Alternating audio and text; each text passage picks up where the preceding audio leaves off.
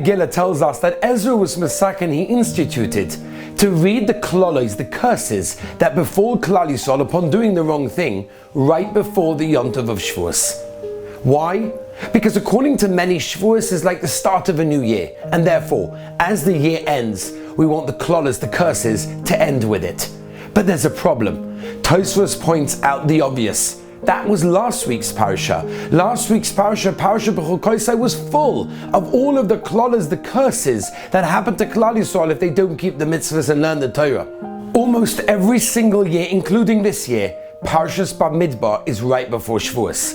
So what does it mean that Chazal wanted Parashat B'chukoisai, the klolos, to be read right before Shavuos, if we've got a Parshas Bamidbar in between? Explains the Lubliner Rav Reb Meir Shapiro Zatzal an amazing insight. He says like this: yes, while it's important for a person to know that there's punishment, there's going to be justice. If he does something wrong, he's going to be punished. But right before Kabbalah Sator, as we go into Shavuos, we have to know our own personal intrinsic value.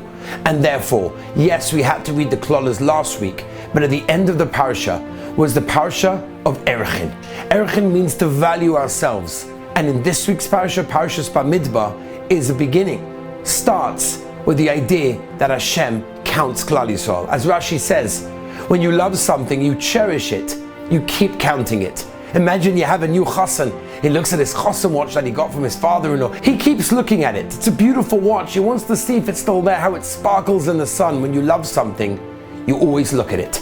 And therefore, this week's parasha, Parashas Bamidbar, starts with the Rabbeinu Shalom counting every single one of us because He values us. The Chazon Ish writes in a letter that the reason why the youth nowadays have so many nisyonos, so many hardships, it's because they lack their own self-worth. Heilige Ribnitzer was one time looking for a minyan for Marv. It was late at night, there was almost no one around. So his Gaboim went around the area, they managed to locate a 10th man. And they asked him, did you daven yet? He said no. In fact, he had davened. But he decided he wanted the schus to daven with the Ribnitzer. So he said he hadn't davened. They brought everyone together into the room, and the Ribnitzer started to daven Mariv, but then he stopped. He looked around and he said, has anyone davened yet? Everyone said no. The Ribnitzer turned around and continued to try to daven. Didn't go.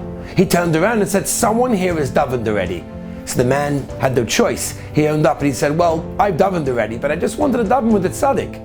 Afterwards, when they located somebody else, they said to him, are you not ashamed of yourself? You almost got caught in the act of lying. And he said, ashamed? What do you mean? For 30 years, I've been wondering, does my tefillah mean anything?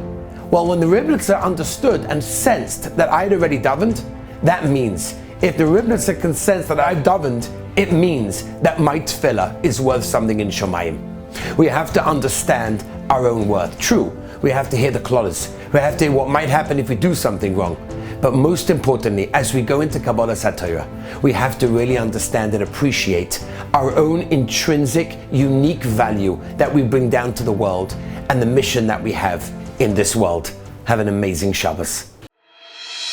To listen to more by Rabbi Avi Wiesenfeld, visit